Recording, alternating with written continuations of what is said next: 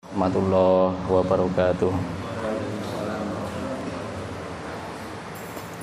Hamdan wa syukran lillah, sholatan wa salaman ala rasulillah Sayyidina Muhammad bin Abdillah. Wa ba'du, jamaah sholat maghrib yang dirahmati Allah subhanahu wa ta'ala, kita lanjutkan kajian kita, ngaji bareng kitab Mukhtarul Ahadits. Nggih, sithik-sithik penting berlatuk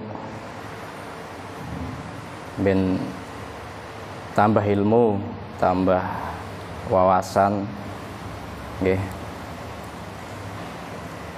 Lanjutan hadis kemarin, bukan lanjutan, maksudnya hadis berikutnya. Bismillahirrahmanirrahim. Atani atin min rabbi fa akhbarani annahu man mata min ummati la yusyriku billah syai'a dakhala al-jannah. Qala faqultu wa in zana wa in saraqa. Qala wa in zana wa in saraqa. Atani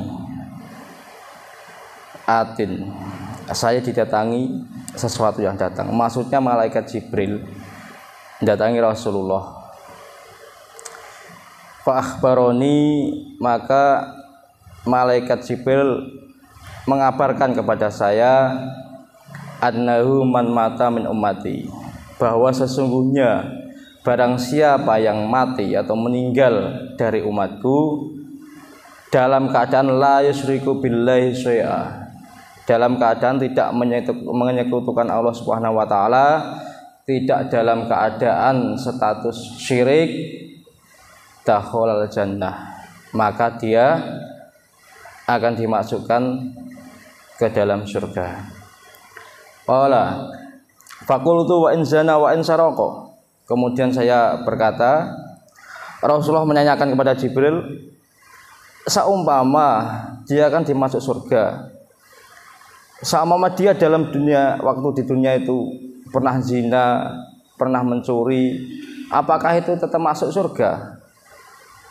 Malaikat Jibril menjawab, qala wa in zana wa in saraqa. Iya, walaupun dia pernah berzina dan pernah mencuri, tetap masuk surga asal dalam mati bukan dalam keadaan syirik.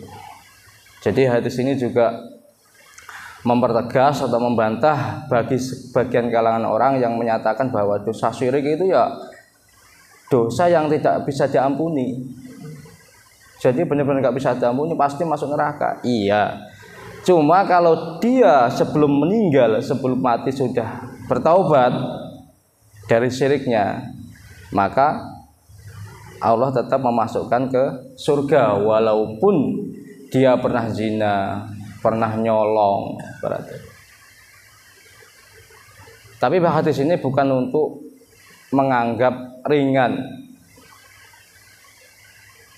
dosa zina atau nyuri. Jadi jangan beranggapan apa-apa lah, zina sithik-sithik nyerempet-nyerempet saumpama karo tangga katakan, toh sampeyan masuk surga juga.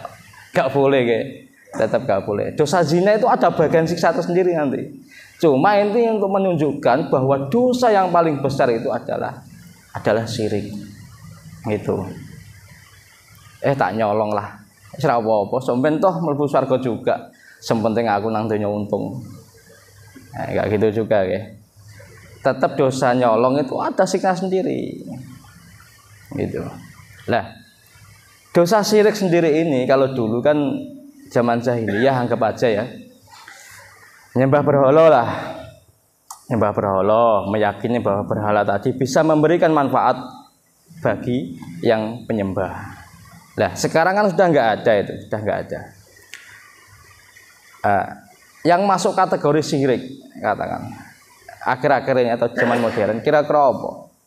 Pokoknya intinya yang sesuatu itu dianggap bisa memberikan kontribusi besar, bisa mencelakakan katakan, atau bisa apa ya, katakan gini, sakit parah terus minum obat, katakan minum obat,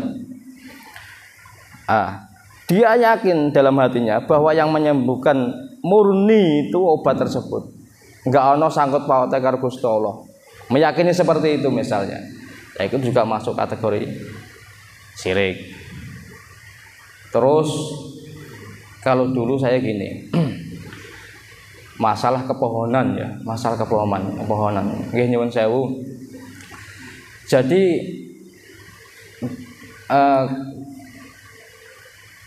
orang-orang yang ada kepercayaan kepohonan, bukan kok masalah percaya dan nggak percaya, bukan seperti itu. Kepohonan itu seakan-akan yang mencelakakan si A itu ya gara-gara ini. Saya pernah cerita temanku kecelakaan di Perangat ke arah Muara Badak itu, masuk jurang mobilnya. Kronologinya itu sepele sebenarnya. Ngantuk, dia mau ngopi di warung, padahal tinggal dikit, tinggal berapa kilo. Rencana mau ngopi situ ceritanya. Dia mau ngopi ya. Saya cerita seperti itu. Lah, ada orangnya itu gara-gara kopi itu malati. Wis tau pokoknya gara-gara kopi, wong mesti cilaka kok gak iso ngopi. Kopi sing enake kok ngono salah-salahno jadikan tersangka. Kayaknya lucu ya. Jadikan tersangka. Jadi gini, cara menyikapi hal tersebut, ya, sandaran hati kita tetap karo Gusti Allah. Contoh, aku ditawari kopi sama mama, terus, mari aku tawari kopi nggak mau minum atau udah kenyang lah, udah kenyang warak aku. Terus mak motor tiba sama jatuh. Nah, hati kita dididik gini, jangan gara-gara kopi ya mesti. Gara-gara kopi aku jatuh. Jangan seperti itu. Kita husnudzon saja. Ini mungkin gara-gara Gusti Allah itu murka. Aku dikei rezeki wong, dikasih rezeki orang, dia mau niat sedekah kok tak tolak. Akhirnya jadi seperti ini, aku jatuh. Sandaran hati tetap ke Allah. Yang menyebabkan musibah atau enggaknya tetap Allah. Masya Allah kana wa malam yasa'lam yakun, bukan karena kopi gitu loh makanya. Jadi kita husnuzon aja. Jangan-jangan Gusti Allah itu murka sebenarnya. Aku dikasih makan, ditawari tadi kok enggak mau. Nah itu bukan makanannya atau sesuatunya yang jadikan tersangka, tapi tetap sandaran hati nang Gusti Allah. Iku ben gak jatuhnya enggak ke arah syirik. Itu cara menyikapi. Kalau soalnya berkali-kali ditawari orang, ya nolak halus, makanya. Gak apa aku sudah kenyang, makasih ya. Itu akhirnya nggak jadi menyembuhkan atau apalah. Yang penting kita intinya hati ini kita didik jangan sampai sandaran hati opo-opo itu yo, iku gara-gara dan itu tetap yakin bahwa masya Allah kana wa malam yasa'lam yakun. Nek Gusti Allah gak menghendaki terjadi, pasti gak akan terjadi. Mbok yo kopi 10 cangkir ibaratnya. Kita gak mau minum katakan. Kalau Gusti Allah gak menghendaki terjadi sesuatu kecelakaan, ya enggak gitu loh. Jadi bukan kopi ini ya. Jamaah sekalian. Kemudian dari hadis ini juga bisa diambil kesimpulan bahwa dosa itu kan dolim. Dosa itu dolim. Itu dolim itu bisa dibagi jadi 3. Itu menurut Imam Abu Hasan Al Basri. Beliau seorang tabiin. Gurunya ya sahabat-sahabat itu. Bahwa menurut beliau dolim itu ada 3. Yaitu dolim sing benar-benar nggak bisa diampuni. Dosa yang benar-benar nggak bisa diampuni itu syirik. Sampai mati kok dia nggak tobat, ya wes statusnya orang musyrik. Kemudian dosa yang kedua atau dolim yang kedua itu dolim antar sesama manusia, nyuri hartanya, nyuri motornya, nyuri sepedanya. Itu sampai hari kiamat, kalau masalah itu belum selesai, tetap ada perhitungannya nanti. Jadi di akhirat itu yang ada cuma perhitungan. nggak ada istilahnya nambah amal baik lah, nggak bisa. Yang ada perhitungan. Kamu dulu pernah mukul si A, katakan, ya udah kasihkan pahlamu buat dia. Kamu pernah ngamplengi itu apa ya, pokoknya menganiaya si B, katakan, ya udah kebaikan kita kasihkan sama dia, karena waktu di dunia belum selesai. Kecuali kalau di dunia sudah selesai, maaf ya kemarin aku nyuri motormu, udah tak jual, sekarang nggak bisa kembalikan, maaf ya. Oh ya udah nggak apa-apa, tak ikhlasan. Itu ya untung di dunia dapat motor, dapat uang, tapi di akhirat sudah selesai. Itu nek wongnya apik. Kalau uang orangnya nuntut, ya udah pokoknya kembalikan mau nggak mau. Kalau nggak kamu kembalikan, saya nggak ikhlas. Ya, itu sampai akhirat pun tetap ada perhitungannya, tetap. Kemudian zalim atau dosa yang ketiga, yaitu dosa hamba kepada Allah Subhanahu wa taala. Mabuk-mabukan, mendem, teler, itu kan nggak ada sangkut pautnya dengan anak Adam, nggak ada sangkut pautnya dengan hak anak Adam. Jadi ya kita murni tobatnya karo Gusti Allah, nggak minta halal dari orang lain. Yaghfiru liman yasha wa yu'adzibu man yasha. Kalau Allah menghendaki ngampuni, yaghfiru liman yasha. Jadi nek Gusti Allah menghendaki ngampuni ya diampuni, kalau enggak ya enggak. Menutupi ya.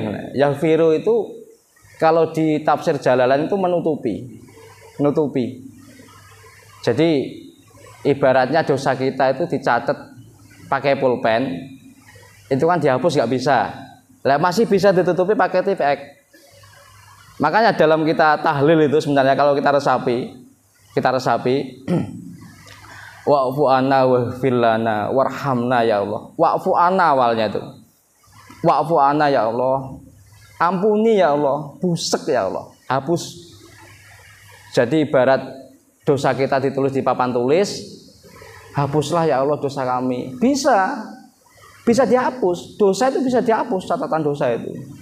Lah, saumpama nggak bisa dihapus, ternyata malaikat nganggo pulpen saumpama nggak bisa dihapus. Ya kita punya cara lain. Waghfir lana ya Allah, tutupi ya Allah, tutupi. Ya oke lah ya Allah, nggak bisa dihapus, tutupi ya Allah. Waghfir lana. Terus ada lagi warhamna. Kasihani kami ya Allah. Jadi ibarat dosa kita dihapus nggak bisa, ditutupi juga nggak bisa, sama mama. Nggak apa-apa ya Allah, dosaku biarlah ada, dihapus toh nggak bisa juga, ditutupi nggak bisa ya Allah. Tapi kasihani kami ya Allah, rahmati kami ya Allah, jangan siksa kami ya Allah. Itu tahapan-tahapan. Jadi supaya orang itu nggak berputus asa mengharap ampunan Allah, itu ada beberapa tahap itu. Itu caranya ya. Jadi tahlil ya nggak sekedar wa'fu anna waghfir lana, tapi diresapi, coba diresapi. Wa'fu anna ya Allah waghfir lana warhamna. Terutama imame nggih sing maca nggih, soal imame perlu meresapi nggih. Nggih, cukup sekian. Mudah-mudahan nggih bermanfaat nggih. Assalamualaikum warahmatullahi wabarakatuh.